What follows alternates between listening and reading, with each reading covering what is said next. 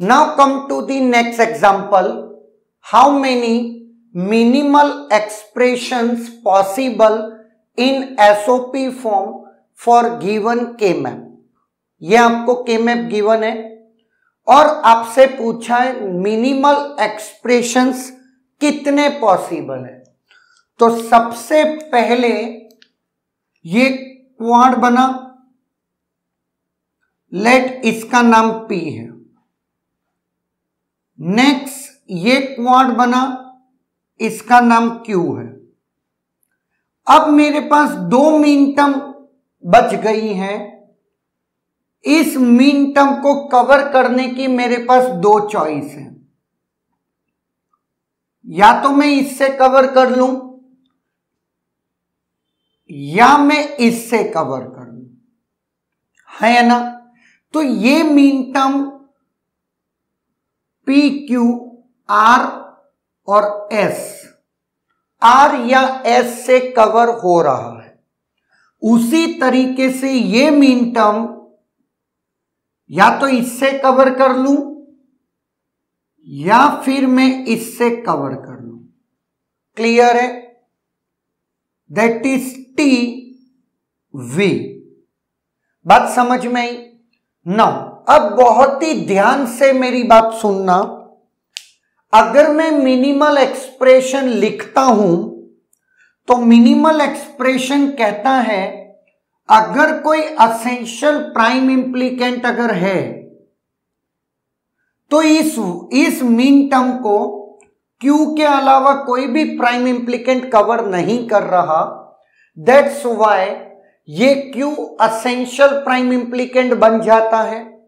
उसी तरीके से इस वन को भी P के अलावा कोई और कवर नहीं कर रहा, इसलिए P भी आपका एसेंशियल प्राइम इंप्लीकेंट बन जाएगा। इस वन की बजाय मैं इसको भी ले सकता था P के केस में, और इस वन की बजाय इस वन को भी ले सकता था Q के केस में, लेकिन इन दोनों वन को मैं नहीं ले सकता था क्योंकि इनको कोई और प्राइम इंप्लीकेंट भी कवर कर रहा है। अच्छा, जब बात आती है मिनिमल एक्सप्रेशन लिखने की, तो मिनिमल एक्सप्रेशन में सबसे पहले essential prime implicant P plus Q इनको इंक्लूड कर दिया। इसकी वजह से ये 8 मीन टर्म्स तो कवर हो गई, लेकिन ये दो बीच वाली मीन टर्म्स रह गई। नो ऑब्वियस है मिनिमल एक्सप्रेशन में आप सारी मीन टर्म्स इंक्लूड करोगे, किसी को भी छोड़ नहीं सकते। तो इस मीन टर्म को कवर करने के लिए मेरे पास दो चॉइस है, बट मैं दोनों अप्लाई एक बार में नहीं करूंगा ना। क्यों करूंगा? दोनों में से एक। और इस मीन टर्म को कवर करने के लिए भी मेरे पास दो चॉइसेस है, या तो T या V।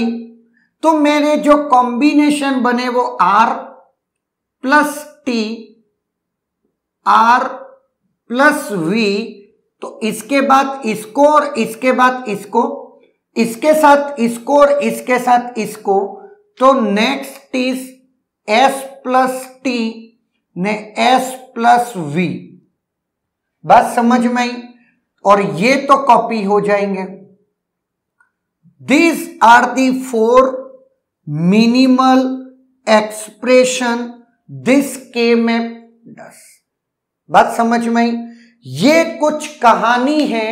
जब में इस तरीके के क्वेश्चंस आएंगे तो बजाय आप सॉल्व करने के, क्योंकि अगर आप एक्सप्रेशन की बात करते तो मुझे पता है अब आप बहुत ज्यादा आगे आ चुके हैं कि अब आपको इतना एक्सप्रेशन लिखना ओवरहेड नहीं है, आप आराम से लिख देंगे।